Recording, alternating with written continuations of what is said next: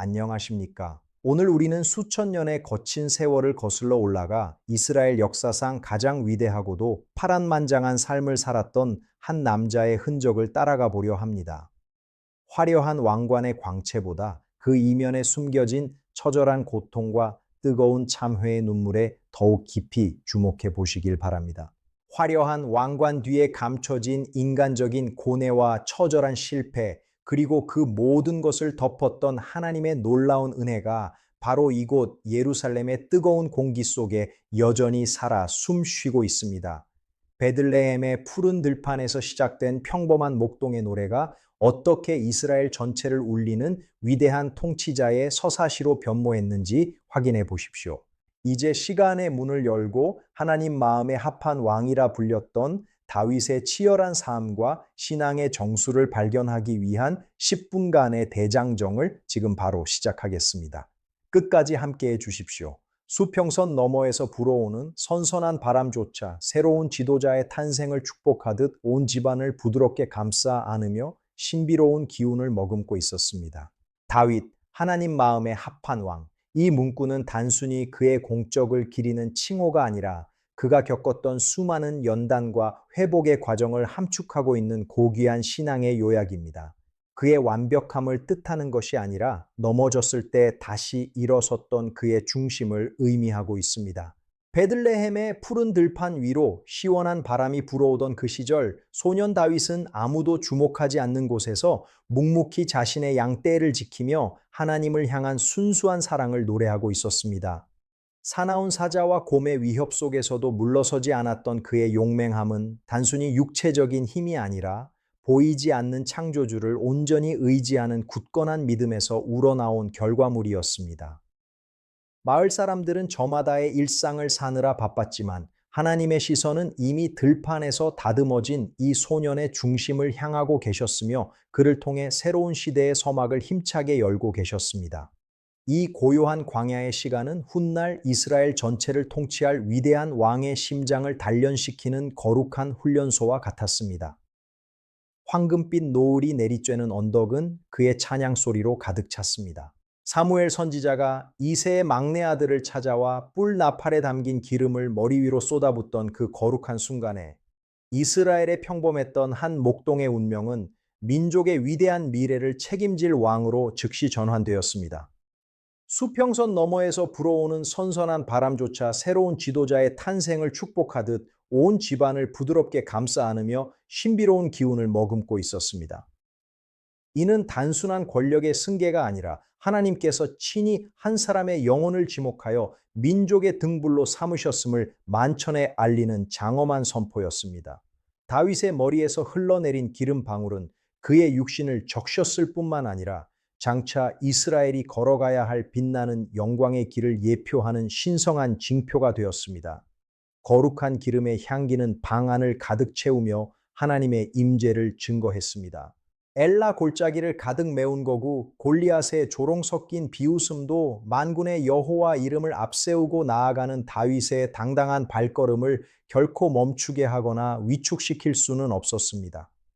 물매 한 알이 허공을 갈라 거인의 이마에 박히는 순간 이스라엘 전역은 환호성으로 가득 찼으며 이는 소년 목동이 역사의 전면에 화려하게 등장하는 결정적인 계기가 되었습니다.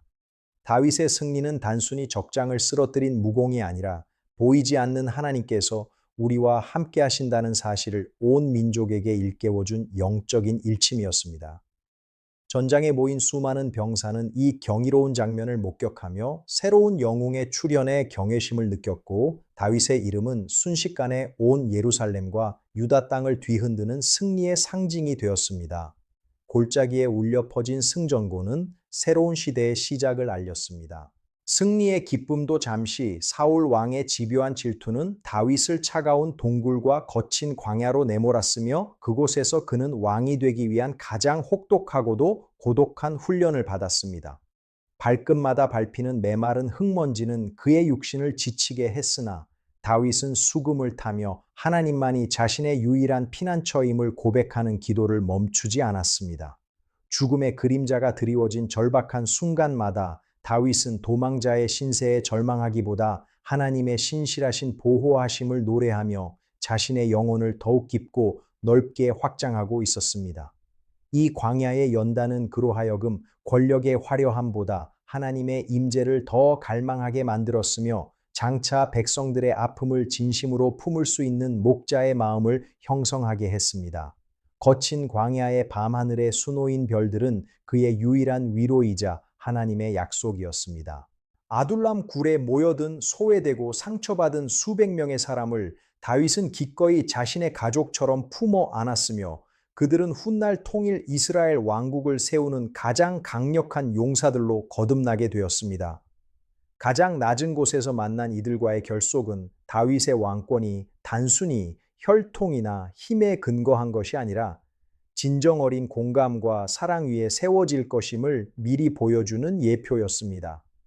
광야의 찬 이슬을 맞으며 밤을 지사우는 동안에도 다윗은 하나님의 약속을 의심하지 않았고 도리어 고난 속에서만 발견할 수 있는 보석 같은 시편의 고백들을 하나하나 자신의 영혼 속에 소중히 기록해 나갔습니다.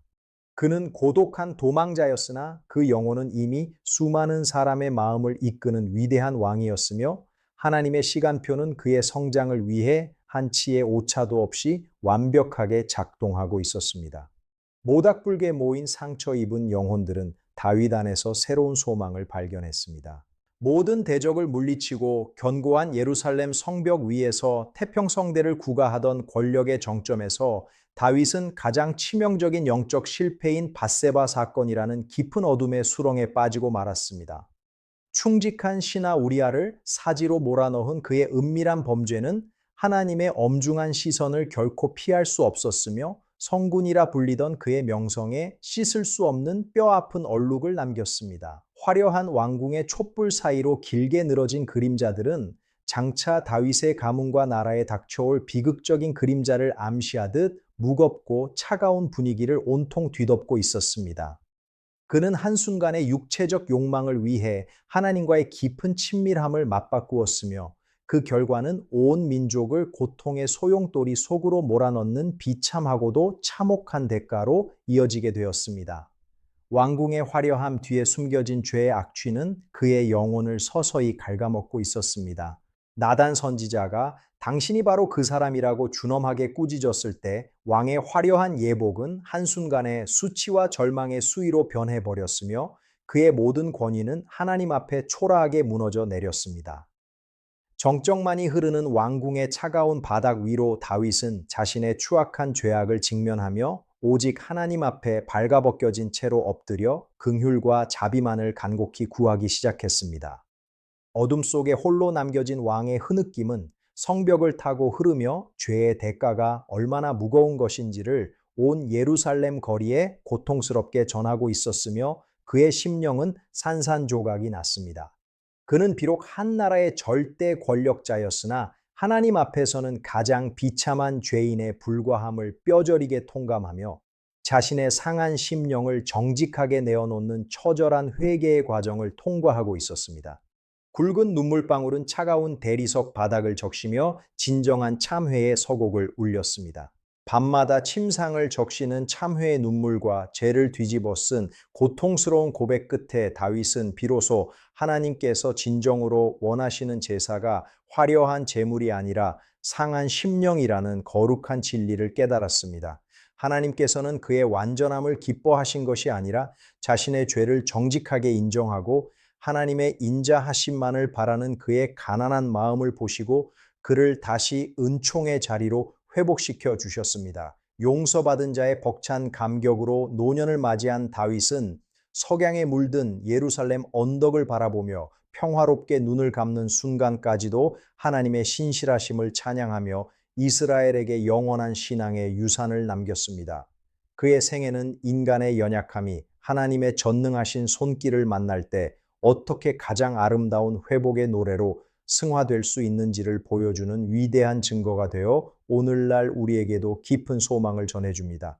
평생을 동행하신 여호와는 그의 영원한 목자이셨습니다. 다윗이 남긴 시편의 고백들은 단순히 개인의 일기를 넘어 고난받는 모든 시대의 영혼들이 하나님께 나아가는 거룩한 사다리가 되었습니다.